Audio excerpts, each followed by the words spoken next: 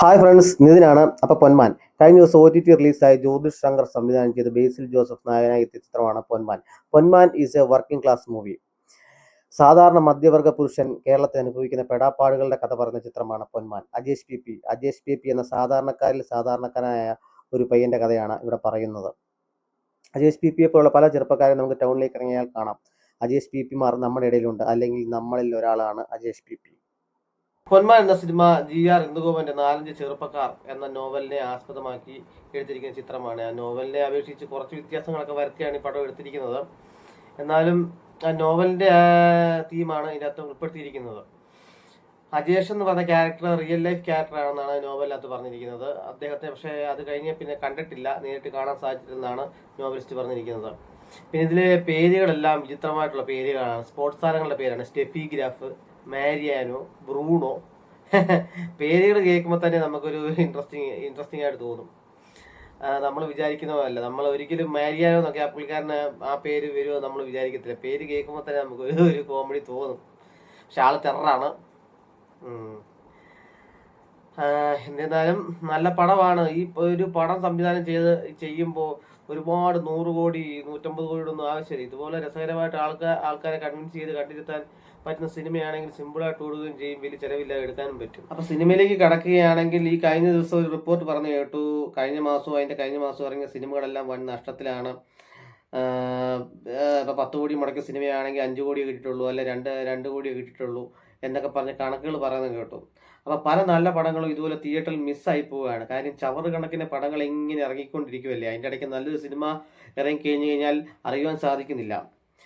പ്രത്യേകിച്ച് ഈ ബേസിലിന്റെ സിനിമ എന്നൊക്കെ പറഞ്ഞാൽ പഴയ കാലത്തെ ദിലീപ് സിനിമകൾ പോലെ ഇപ്പോൾ ഒരു മിനിമം ഒരു ട്രേഡ് മാർക്കുള്ള ഒരു നടനായിരിക്കുകയാണ്, ഒരു മിനിമം ഗ്യാരണ്ടി ഉള്ള നടനായിരിക്കുകയാണ്. പുള്ളിയുടെ സിനിമ കണ്ടാൽ എന്തെങ്കിലും അതിനകത്ത് കാണും എന്നൊരു പ്രതീക്ഷ ആളുകൾക്കുണ്ട്.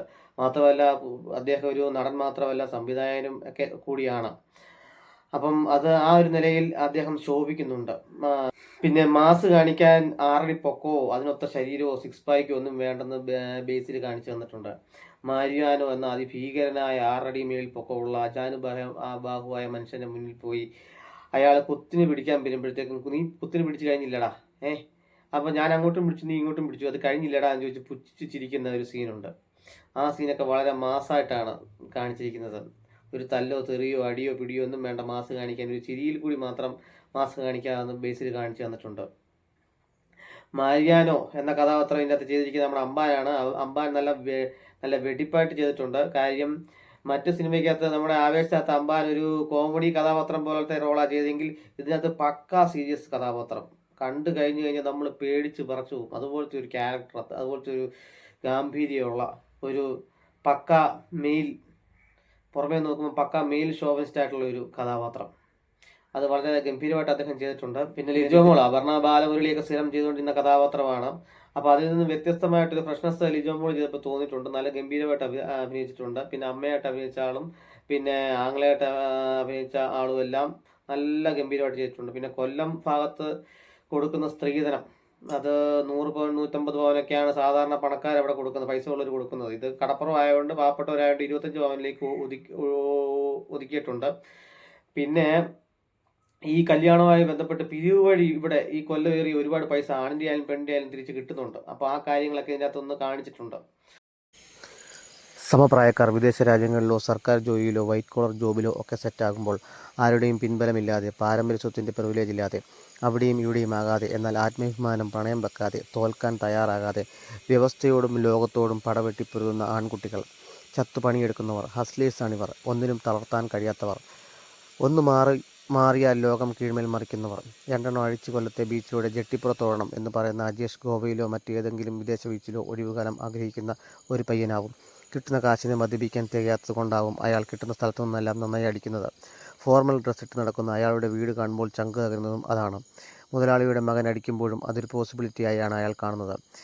എന്തൊക്കെയായാലും സ്വന്തം പണി, അത് ജീവൻ കളഞ്ഞാണെങ്കിലും ഇത് അജേഷ് ചെയ്യും. അതിൻ്റെ ഉത്തരവാദിത്വം അയാൾ ഏറ്റെടുക്കും. കോടികൾ എണ്ണി മേടിക്കുന്ന കോർപ്പറേറ്റ് ജോലിക്കാർ കാണിക്കാത്ത ഓണർഷിപ്പ്. ഒറ്റ കോളിൽ ഇവിടെ ലക്ഷങ്ങൾ വരും, അതാണ് ക്യാരക്ടർ എന്നാൽ അയാൾ പറയുന്നുണ്ട്. പൊട്ടിപ്പൊളിഞ്ഞ ഒരു 3 സെൻറ്റിലെ വീടിൻ്റെ പണയത്തിലാണ് അജേഷ് പി.പിയുടെ കളി. നെഞ്ചത്തടിച്ചാണ് അയാളുടെ വെല്ലുവിളി. മാരിയാനോ എന്ന അതിഭീകരനായ അജാനുബാഹുവിനെ പുച്ഛിച്ച് ചിരിച്ച് അവൻ നേരിടുന്നത്. വീഡിയോയുടെ തുടക്കത്തിൽ ഞാൻ പറഞ്ഞ പോലെ ഒട്ടനവധി അജേഷ് പിമാർ നമുക്ക് ചുറ്റുമുണ്ട്. പലപ്പോഴും നമ്മൾ തന്നെയാണ് അത്. അപ്പോൾ എൻ്റെ ഈ ചാനൽ നിങ്ങൾക്ക് ഇഷ്ടപ്പെടുകയാണെങ്കിൽ സപ്പോർട്ട് ചെയ്യുക, സബ്സ്ക്രൈബ് ചെയ്യുക, കമൻറ്റ് ചെയ്യുക, ഷെയർ ചെയ്യുക. നിങ്ങളുടെ സപ്പോർട്ട് ഉണ്ടെങ്കിൽ മാത്രമേ എനിക്ക് നിലനിൽപ്പുള്ളൂ, മുൻപോട്ട് പോകാൻ സാധിക്കത്തുള്ളൂ. അപ്പം ദയവായി കാണുന്നവർ സപ്പോർട്ട് ചെയ്യുക. Thank you.